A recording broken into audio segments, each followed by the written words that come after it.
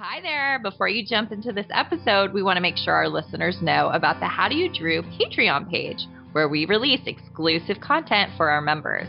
We've shared unedited video versions of podcast episodes, rare Drew Barrymore photos from our digital archives, movie commentaries, and so much more.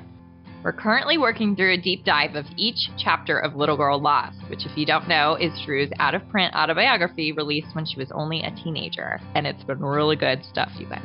There's already plenty of content to dig into and lots more to come. So join now for as little as $1 a month and support us at How Do You Drew. Yeah, go to patreon.com/howdoyoudrew to join today. Thank you. Enjoy the episode.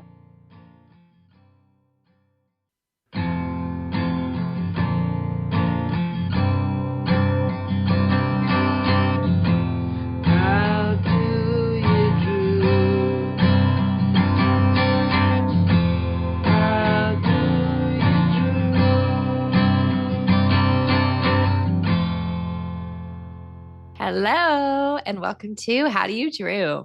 This is a Drew Barrymore podcast brought to you by thedrewsmuseum.com. And sponsored by our friends at Positive Medium. I'm Anne. And I'm Ashley. And I just thought we should talk about it here that I had after, how long have we been doing this podcast? 2.5 years? Yeah. Okay. After 2.5 years of time going by that Matt Costa has done our theme song, it hit me that he's on a Drew movie soundtrack, which was Curious George. You had to remind me because I was like, You're like, wait, what? I don't remember. How? But that seems so wild that we never made that connection before. But I think I just somehow that left my memory that Matt Costa was on the George Curious soundtrack. So George Curious. Also, I don't think George Curious is like very high up on her filmography list. I think I've seen it once and it was like in the theater. Yeah, same. It's actually really cute and funny. Yeah, and my little one is very into Curious George, so I'm going to have to put it on for her and get a little Drew action while we're at it. And maybe we'll do like a animated Drew movie thing. Oh, yeah. That's a good idea. We might like have an excuse to put it on.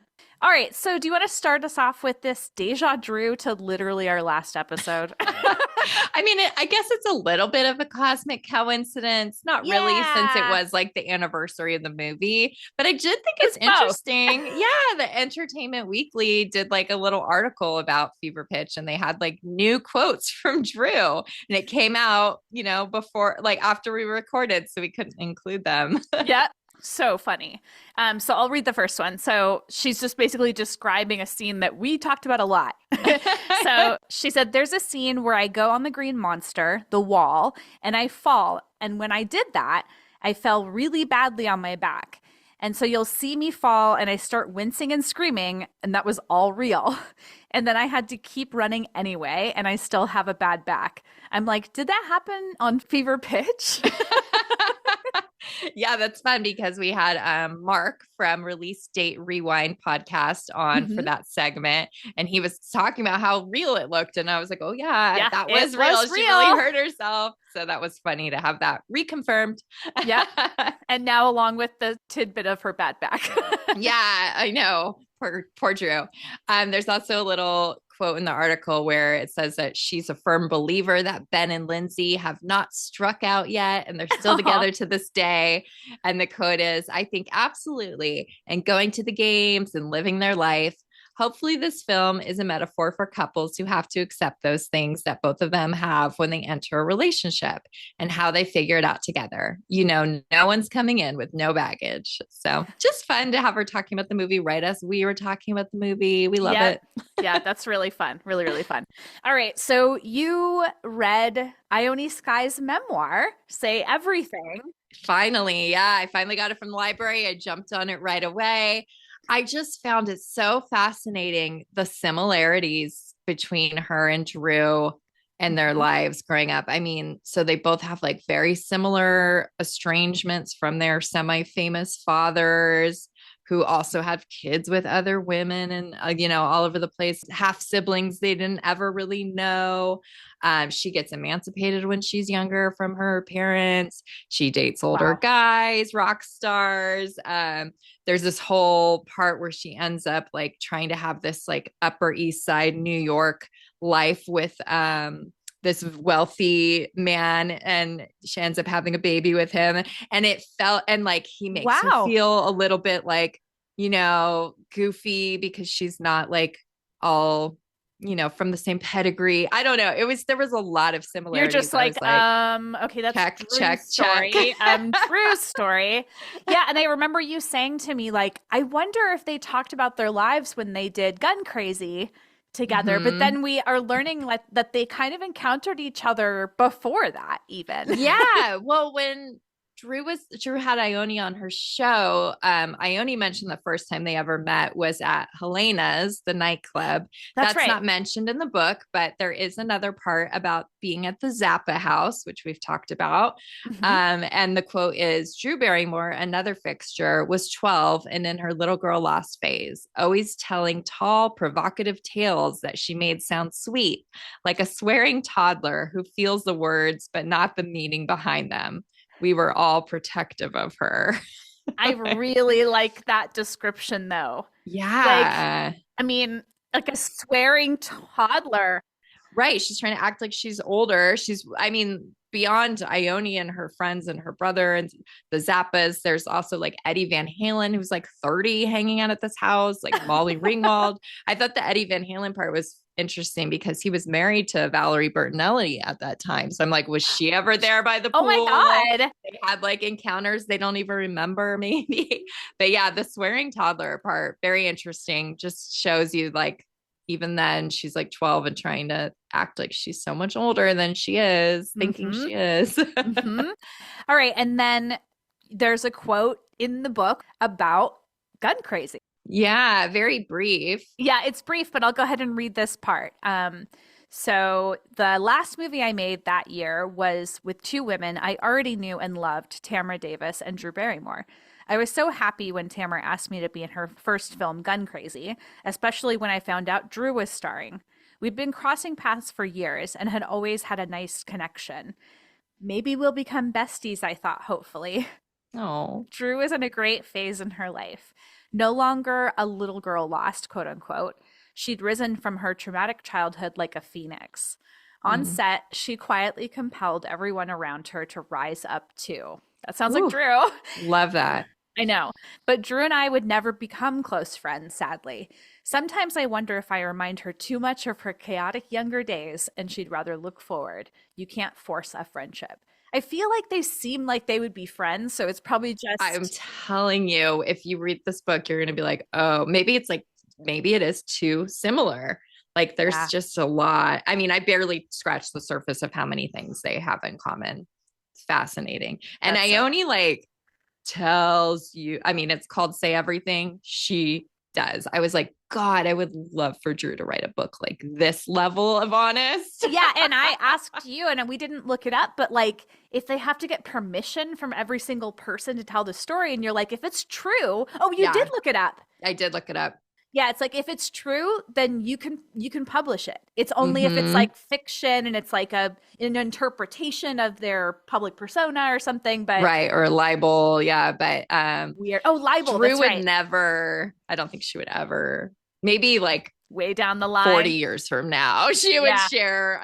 But Ione tells you everything in it, and it made me go, "There's so much we don't know about Drew's life. Like, there's so much she could share." Fascinating read. There's one tiny little bit about Fever Pitch. I'm not even going to read it because it's so small, but it's kind of funny because Ione, she also is like always looking for like chasing the high of like a relationship or validation from men. I'm telling you, it's crazy, these similarities. So when she meets Jimmy Fallon for Fever Pitch, she's kind of like, oh, maybe he'll be my next big thing because he's so cute and fun. And so she tells Drew that she thinks he's cute, and Drew gets a little like, it says her body language visibly stiffened. And I was just like, didn't understand why, but it was because Nancy and Jimmy were starting like a flirtation. So I thought that was pretty fun. It is kind of cool that she was like that was her way of being protective of it, I guess. Yeah. But like, it's almost interesting that she didn't like she share with her, but that's or it was sort of a secret at that point. Like they weren't actually together, right? They were just flirting. Yeah. that's true. That's true. Cause we were talking about this too, that they got together after the London premiere. Yeah. Okay. Yeah. Like kind of officially or whatever. All right. So I'm so glad that you went through that and dug for these little Drew details, but I know it would have been cool if there were so many more. It would, but even those aside, like anybody who's interested in like the 90s in Hollywood is a fascinating read. I should read it. It was really good. I totally recommend it. So now we get to plug another podcast because Ashley appeared as a guest on another podcast that is filmed partially in Las Vegas. I can let you explain it and remind us. I don't remember if I told any information about this before, or if I just hinted about it, but basically there's this great podcast called Blockbuster Wives. It's also two female friends who run it. So, you know, very relatable to us. They focus on movies from like 1990 to 2010 or something like that. So right in that window of Blockbuster. Yeah. They've done a lot of Drew movies in the past, and they did like a March Madness style this year for Drew's movies. And so I found them through that, and we decided to do a collab because they're in Vegas. It's just crazy, which is where I live. So I got to go to the studio and record with Stacy, one of the hosts. She was there. The other one wasn't. So it was kind of like each of us were representing half of our podcasts. So cool. So I just went, we just chatted about Drew for an hour, like not even really anything more specific than that, but it's a really fun conversation. It really is. Stacy and I have a lot in common. Yeah. It was lots of nostalgia, really fun. So check it out. There's a video version on YouTube that we'll link to, or you can just listen to the audio version wherever you get your podcast, Blockbuster Wives. And so they did like they reposted an old episode they'd covered of The Wedding Singer. They did 50 First Dates, Batman Forever. And then I think Charlie's Angels is still coming, and they're really fun. Like if you guys like us, you like hearing two old friends have inside jokes and laugh hysterically at each other. Obviously they're right up your alley. That's awesome. They're like a kin to us. So thanks again to them. And yeah, we'll have to collab more. It was a really fun episode, and it's fun to watch the video for me because there's like a color like vibe going on. Yeah. Like you guys are wearing like very similar colors. It's so interesting. It worked out really nicely. Yeah, it did. It did. All right. So now let's move on to what Drew has proclaimed her love for recently. I love love. All right. Drew loves White Lotus. Same. Ooh. I haven't watched the new season though. Okay, you got to, and then let me. Oh yeah, because there's somebody in it that I hinted you're going to be excited about, but okay. Has it been spoiled for you? No. Who it is? Okay, good. I don't think so. I don't think it has. So I need to watch. Just watch. Don't read anything. Just watch it. Okay. Drew loves a sprout, sausage.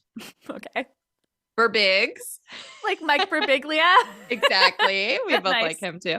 Yeah, we love and him. These were totally separate, but I feel like they go hand in hand. She loves Superbad and Zoolander, but completely separate references there. Nice. She loves the author Emily Henry. I'm not familiar. Are you? I've read one of her books, very like chick lit beach read kind of stuff, but it was really good. Yeah, I liked it. Cool. She loves yellow. Can you believe it? How is that not a repeat? She loves a daytime party. That's cute. I feel like she's been saying that kind of stuff. Like if it ends at 6, I'm so much happier or whatever. Like, yeah, that's so true. She loves when we have vegetables subbing in as meat. Yes, girl. Yes. Yes, we do too. Absolutely. She actually just shared that her favorite like dish from this Thai restaurant was a vegetarian thing. So I was like, okay, still in there a little bit with her. Yeah. She loves a Bisquick. A Bisquick, singular. I also love Bisquick. I grew up like using that for so many various recipes. She loves Hugh Grant, Kristen Stewart. Okay. And finally, having an infallible work ethic.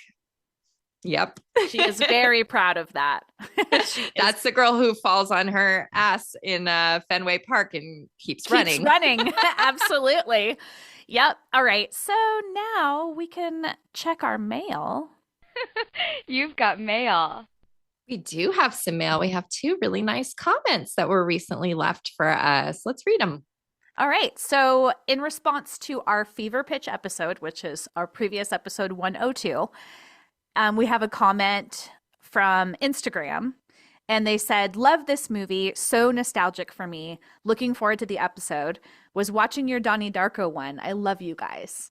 Oh, And that was from joe.vinyl.addict. thanks, Joe. I think we've had a nice comment from Joe before in here. I'll have to go back and check the archives. I feel like I'd remember that name, but I don't know. And then weirdly enough, we also got a comment on our Donnie Darko episode, Side B, which was our interview with James Duvall. Mm-hmm. And this person, Chico Guapo 586, says, such a gem to find an interview like this. Sorry I was late to the party. Great podcast.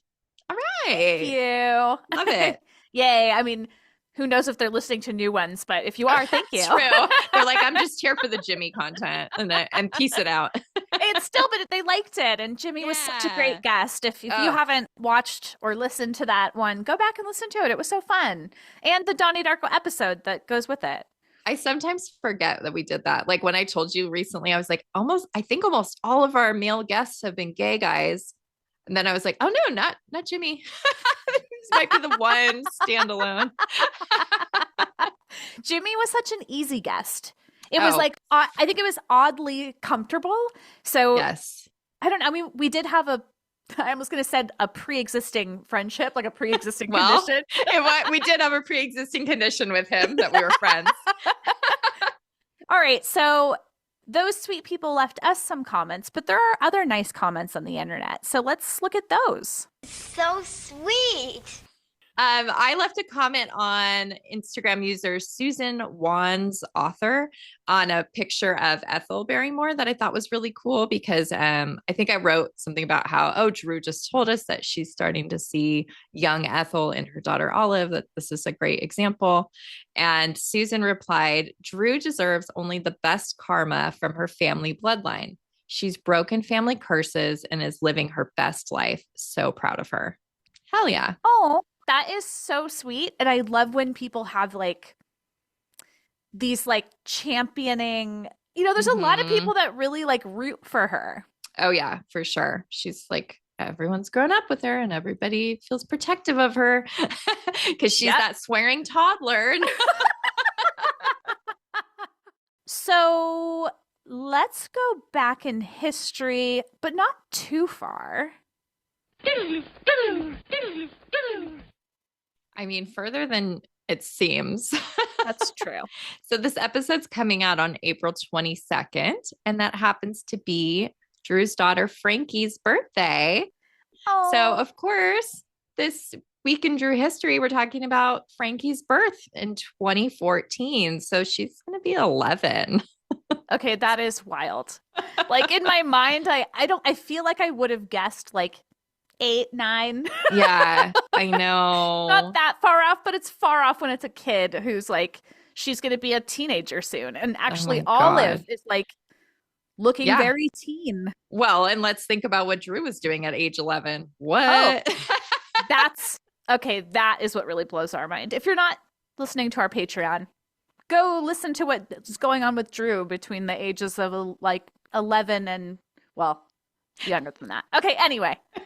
We're covering Little Girl Lost on Patreon, guys. If you guys don't know, deep diving chapter by chapter. We've got to knock it out. We've got like 4 chapters left.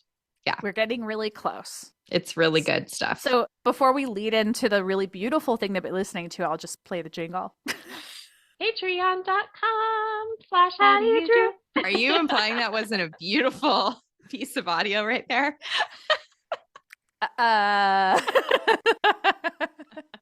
It's the most beautiful thing I've ever heard. Absolutely. Yes.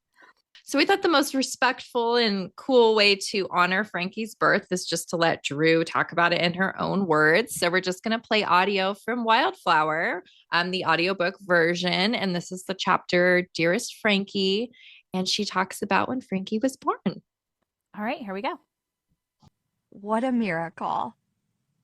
And out you came, And as I lay there waiting to have you put in my arms, before I could even see you, I heard your father say, "Oh my God, she looks just like you."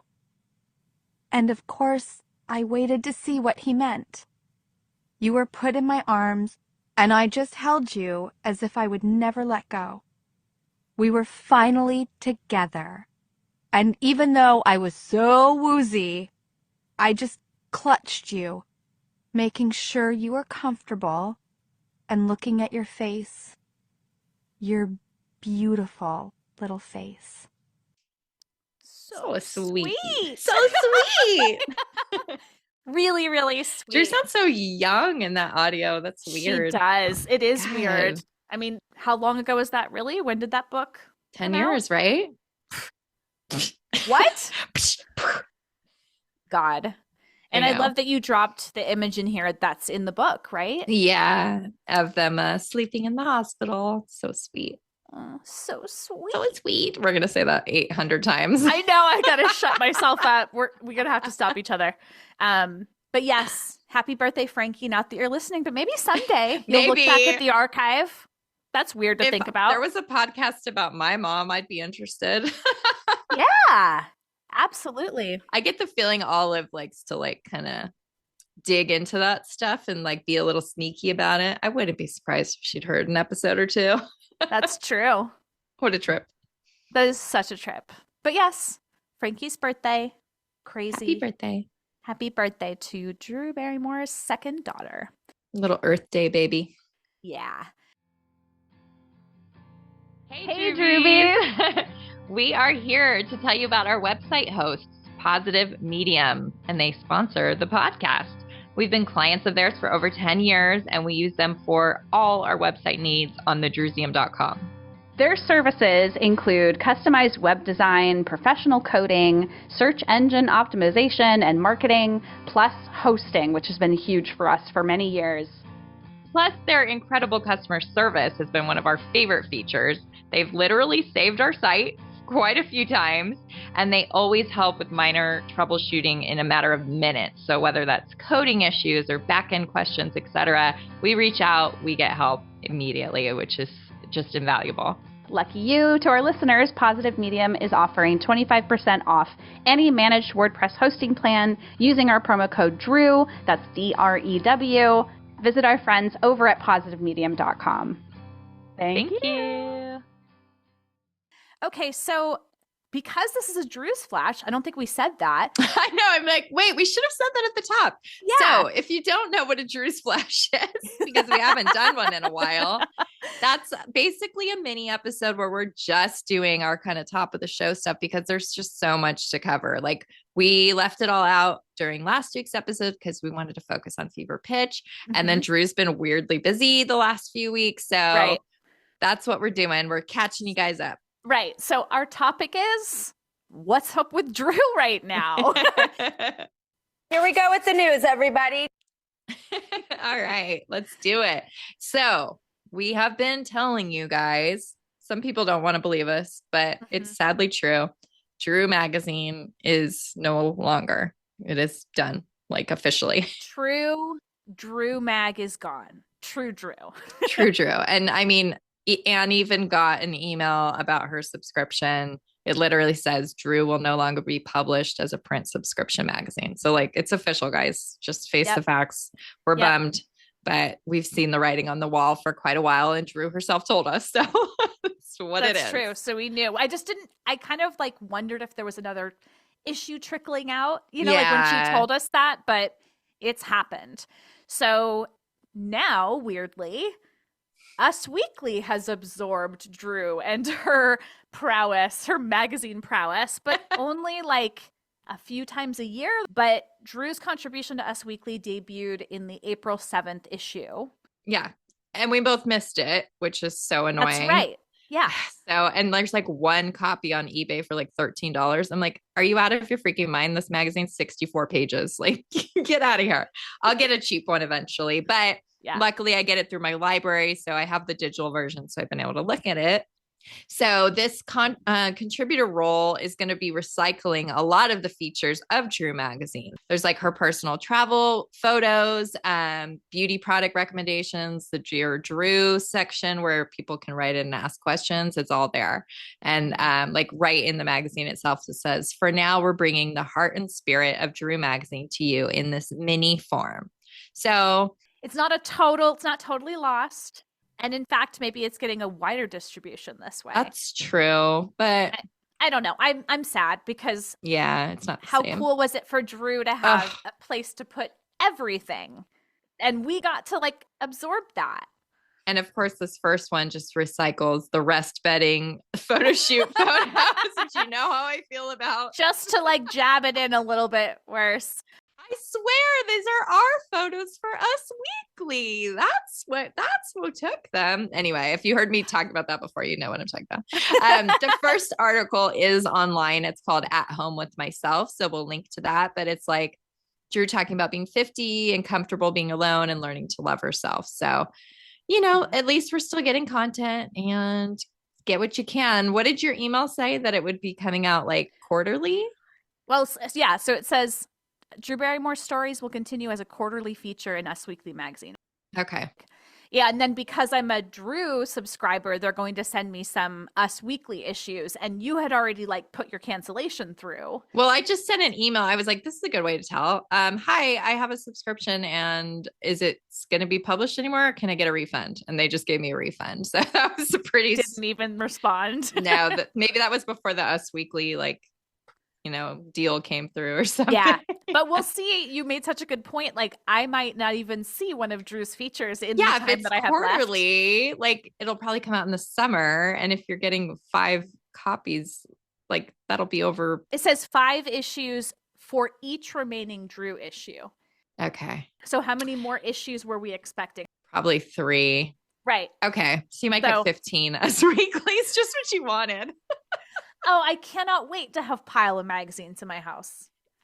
I highly, highly, highly recommend you literally go through. If there's anything of Drew, pull it out and throw it away. That's what I do now. I might, if they start to stack up at all, if I'm like not looking at them, I'll look at all of them at once and then I'll like put them on buy nothing if I start to feel bad about that. Like maybe somebody wants them. You're better than me. I'm like recycling. Well, I also don't have recycling here. Oh, interesting. I feel like Maine is you would think it'd be eco-friendly. It's rural, so all of the trash is private and wow, fascinating.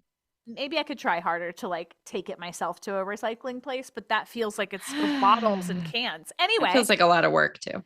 Magazines, we love them. We love them and we hate them. But they are both the things we want to protect and the things we want to destroy at the same time. Did you have at one point, like I did, literally like hundreds of magazines just like stacked up? Did you ever get like to that? Yeah. I used to work at Barnes and Noble. Do you remember that? And yeah. When you would pull the old issues off to replace with a new issue, you had to rip the cover off and that had to go back to the publisher. Yep. But then the rest that it wasn't sold. Exactly. Supposedly. But the rest of it would be trash. So I would take them all. And that was a huge mistake. Like I had so much at one point. It was absolutely absurd. I mean, I like got into like, I really wanted to save everything on everybody. So I was like, oh, Dad, save the like entertainment part of the newspaper. Oh, but that was so cool. I love those. I know. But also like I had stacks of newspapers. And like, I think the last time I was at my parents', I found like a stack of the stuff I had saved. And it was like sort of a hefty stack. And I'm like, if I went through this now, I'd probably want one thing. I know, man. If you guys didn't live through the print media era, I don't know. It's really hard to explain. We love it. We hate it. Yeah. I was going to say we knew we were going to go on tangents in this. So this Drewsflash may not be so flashy, y'all.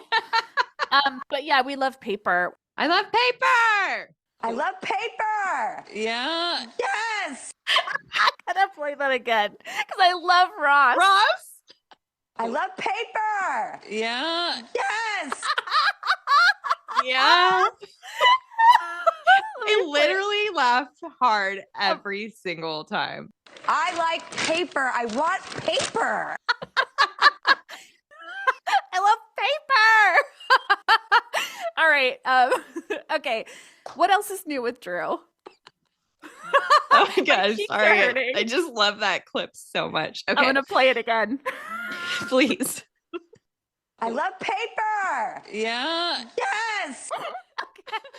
Ross. We Yeah. love Ross. All right. All right. So tell me what else is new with Drew if we can calm down from the amount of we're laughing at Ross Matthews. Yeah. This is why he's always introduced on Drag Race as the hilarious Ross Matthews. Because anything he says, we want to giggle. We love him. Okay, back to the news. Serious business time. This is kind of cool. So Drew is going to be an inductee at the 2025 Broadcasting and Cable Hall of Fame, the gala on September 30th. That is really cool. I'm sure she's really pumped on that honor. That feels like something she would love. Absolutely. And she's so proud of her show. And yeah, that's awesome. Yeah, really cool. All right. What else? This is an interesting one. You're going to hear it here first, guys. So this was like one of those blink and you'll miss it moments on her show, but I had two separate people DM us about it. So of course I had to start digging in and find out what was going on. So Matt Bomer was on the Drew Barrymore show and they just randomly talk about how they did a movie together. Let's play the clip. Like we got to do this movie together, and it was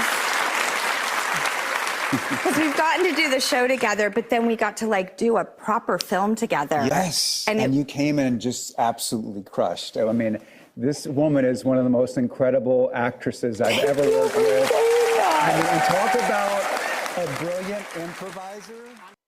So that's interesting. Yeah, because they don't have anything on their filmographies that they've ever done together. Right. So I'm like, you all dug right, in. let me dig in. You know what I do. So he just did a movie directed by Jonah Hill. It's called Outcome. Mm-hmm. And they filmed it last year, right around this time, springtime. And Cameron Diaz is in the movie. And there were paparazzi pictures of her on set in LA on March 8th. Keanu Reeves is also in it. Okay.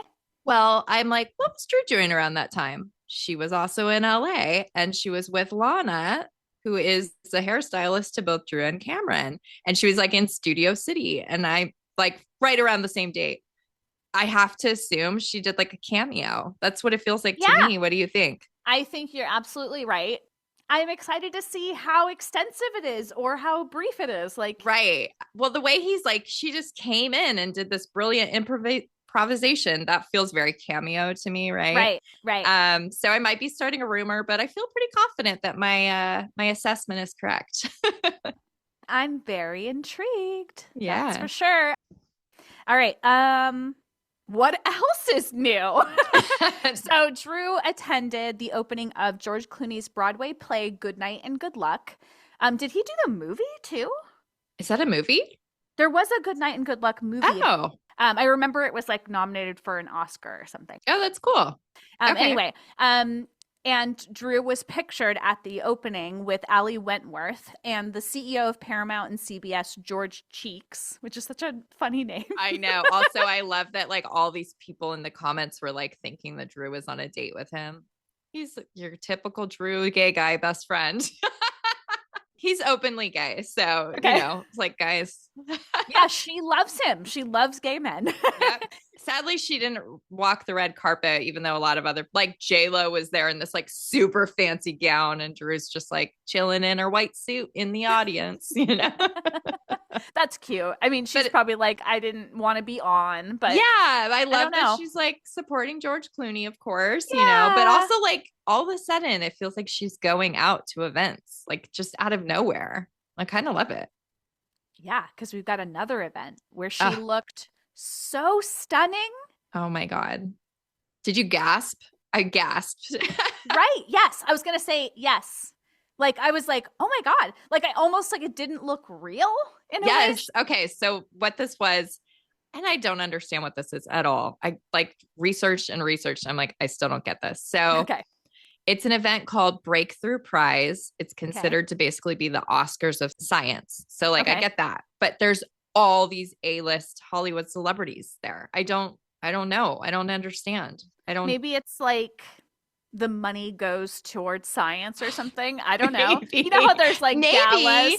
Okay, that I could see, maybe that. But yeah, it's called Breakthrough Prize, which is also kind of a goofy name. But it was in LA, and Lee Harris, of course, did her styling. But she's wearing this really pretty off-the-shoulder black gown with these huge sleeves. And then Deb Ferrulo did her makeup, and Lana did her hair. So, you know, some of her usuals, but I don't know if like being in LA was doing something to her, but she just looked extra gorgeous. I'm looking at the like kind of portrait style picture that you put in our notes here. And part of it is like the off the shoulder thing is like so sexy. Yeah. Like, and it feels very revealing for her, especially You're over right. the last several years. I had this theory that ever since she had Olive, she was like always super buttoned up, literally buttoned up. Like she never showed her chest. And you're right. That is part of why this is so exciting and beautiful. Right. And she's beaming also, but the fact that she's using a bunch of her piercings in her ears. Yeah, that's so fun. She doesn't do that much. Right. It feels very like playful while being conservative. I don't know. We both had a reaction to her look. And I mean, her team did a great job. Yeah. Bravo. If this is 50, like I know. like seriously, she looks so good. And if you guys somehow missed it, we always have an episode page on our website, howdoyoudrew.com, with a gallery of everything we talk about, plus links of what we talk about. So check it out. I feel like we need a jingle that says like the Drewseum.com. Maybe we just made it. Maybe we did. All right. So more news. Kind of weird news. The Drew Barrymore show wrapped the 5th season on the 8th of April. Yeah, super early. You were telling me that and I was like, oh, when do they usually wrap? And you said like a month later. Oh yeah, like mid-May. Right. And they are like randomly doing one more studio audience day on the 6th of May. No idea how or why. The reason I saw it is because one of the Drewbies that we know is going to be in New York at that time and is like on a wait list for that day. She got it. I just saw it yesterday. She got tickets. So we'll have to ask her about it. She'll have to give us the inside scoop on like what they had to just take one day to film. So weird, right? It might be a really cool guest or something. It has to be something special because they like everyone on the show wrapped. That's wrapped season, like cast and crew photo. We're done. And then all of a sudden this May 6th date comes up for tickets. Very weird. That's but also strange. like what's going on that they're wrapping that early? I feel like Drew's going to film something. Just saying. Drew's filming something else. She's doing Charlie's Angels 3. All right. So we got to get into the cruise thing again. This should be the final for a while. And, you know, we have to just bring up some of her past a little bit first. Well, if you want to take a vacation and you want to get away and you want some privacy, a cruise is not the right vacation for you. Right. So, you know, we just have to remind you that, like, she didn't always feel this enthusiastic about cruises, but right now she is, you know, taking part in this MSC World America ship. And the official christening, launch, inauguration happened. Yeah, I know. I'm like, so many names. And like when we first reported on her being the godmother of the ship, we're like, what is that? Like, why are they making this? Okay, well, apparently it's a thing. You did a bunch of research on that. Well, I was just like, what is that? Is that just because it's Drew and she's like, I don't know, if she was Cinderella, so now she's the godmother? Like, what is this? Yeah, so apparently the tradition includes breaking a bottle of champagne on the hull and naming the ship to bring good luck and protection. And then I read that Sophia Loren holds the record as godmother to 19 MSC cruise ships. For some reason, I thought MSC was like a new cruise line because of the way they were like launching it. Well, I think they're more like international, and this is the first American one. Oh, so that makes sense. That's why it's like Orlando Bloom and Drew are like, oh, British versus American. In the commercials. I haven't been paying close enough attention to the marketing. I don't blame you. Kind of funny about Sophia Loren being the godmother to so many, since she's Drew's, I'm using heavy air quotes, godmother. Oh, not that she was born and knew Sophia Loren. She wasn't born into privilege like that. You know, here I go on my rant. Can I do a random sidebar, speaking of godmother and godfather, about Steven Spielberg and how Valerie Bertinelli like recently said that she dated Steven him for like a week or two. I think she said a few months. Oh yeah, maybe she did. And I think she said that she went to the Oscars with him. Yeah. I need to look it up. But anyway, I just thought that was like Drew's like mouth agape, like, how have we never talked about this, Val? Like, how have they never talked about it? I want to know that too. And the timeline, because I think she said she auditioned for Raiders of the Lost Ark. Yeah. Right? And then he asked her out on a date. So when did Raiders of the anyway? I could go down another rabbit hole. That's definitely in Drew's like time period of being around him. Right. Again, they probably crossed paths and like Drew doesn't even remember. Yeah. Or neither does Val. Yeah. All right. Do we have to get back on the boat? I guess we got to get back on the boat. Okay. So they did this whole event down in Miami for the boat taken off for the first time. There's a lot of content that they did, and apparently they'll use MSC will use that throughout the year of Drew in Orlando, maybe for more ads. So Drew did a bunch of press. They filmed content that they aired on the Drew Barrymore show just this last week. Mm-hmm. So this was interesting. I was like fully thinking she's going to be outside breaking a bottle, right? And I was like, I think she would find that so fun to do. Yes. And I was excited about it. Well, that's not what happened. So she cuts a ribbon, and then somewhere on the other side of this ribbon outside the boat is the champagne bottle. And then it like falls from the broken ribbon and breaks. Not really as cool, but okay. Maybe there's a reason. And I hadn't I had seen like some pictures of her like around the event, but I hadn't seen the like flowery dress she wore.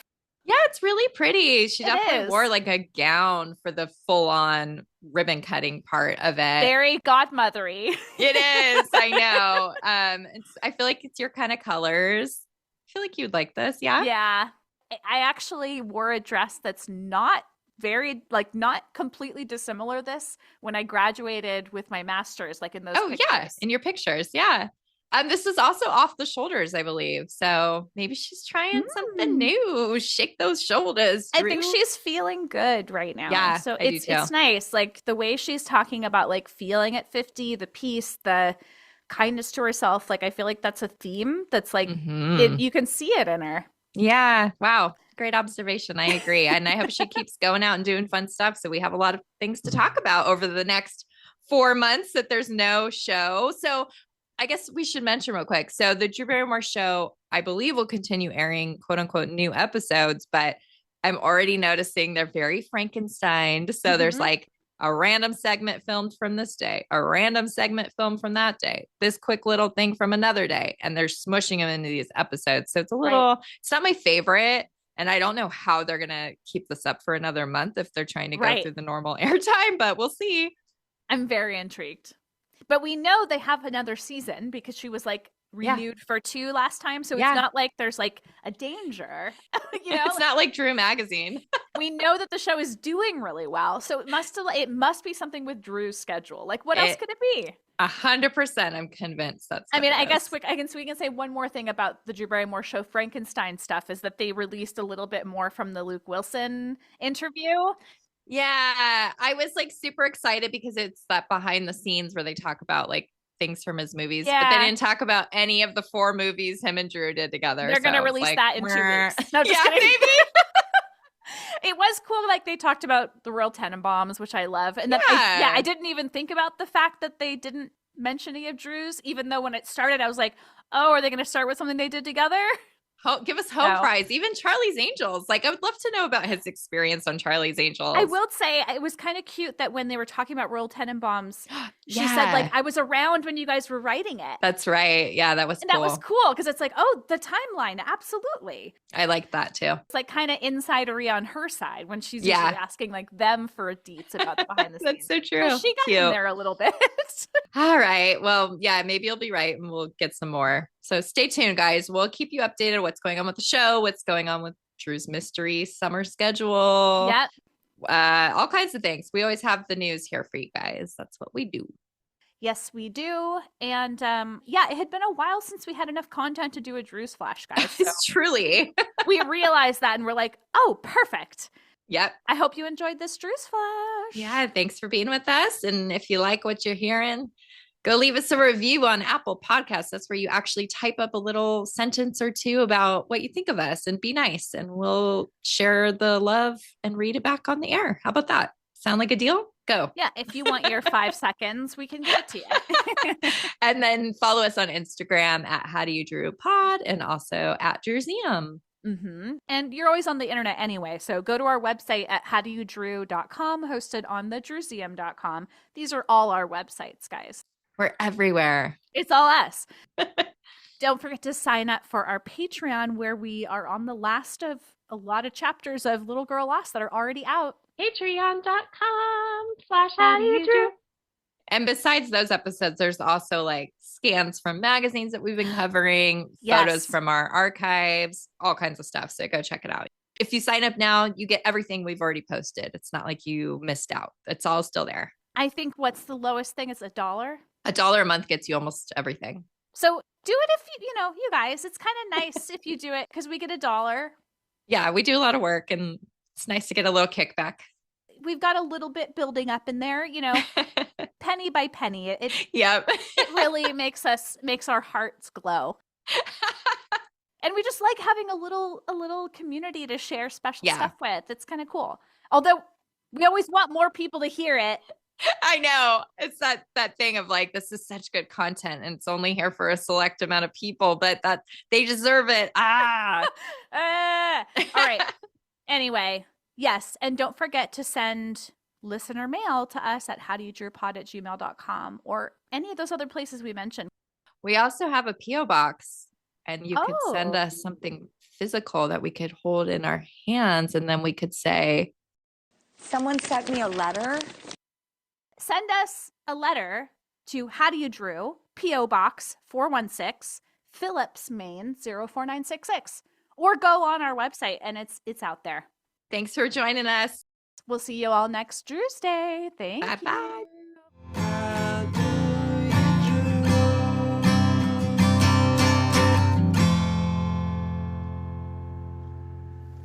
This episode of the How Do You Drew podcast was researched and produced by Ashley and Ann from thedrewsmuseum.com with help from our sponsor, Positive Medium.